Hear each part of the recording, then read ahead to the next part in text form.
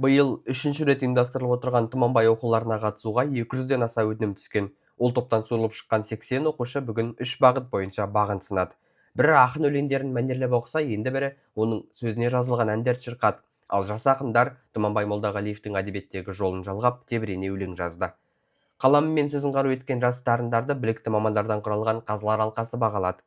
Шын мәнінде Тұманбай Молдағалиев ол жан жақты саңғырлы ақын ғой. Оның үлкен толғау өлеңдері бір бөлек, әндерге көп сөз жазған, 500-ге тарта әнге сөз жазған ақын екен. Ол кісінің жазған туындыларының барлығы бүгінде халықтың аузында жүрген әдемі әндер. Ал бүгін сол әндерді біз жаңа өсіп келе жатқан жас ұрпақтың аузынан естіп, көңіліміз одан сайын орнықты, қуанды. Себебі Тұманбай шығармашылығының, яғни өскелең ұрпақ ішінде алатын орынның маңызының зор екендігін көрдік. Шара өзінің нәтижесін берді. Осындай шаралар көптеп бола берсін. Бұл баланы рухани тәрбиелеу, жақсылыққа тәрбиелеу.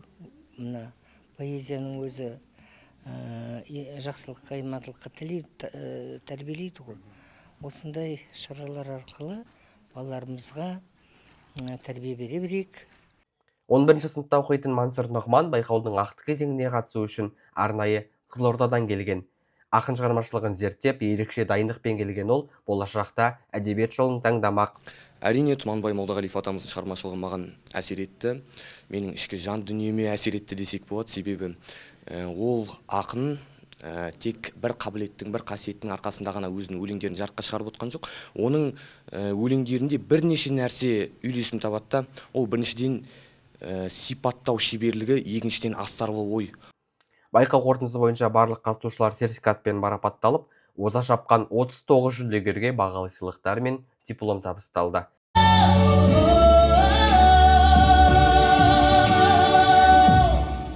Әбдірахман Қайрат Мейірлі Қайсарқызы, Зияда Әділетқызы, Ұрпағын медиа, Алматыдан.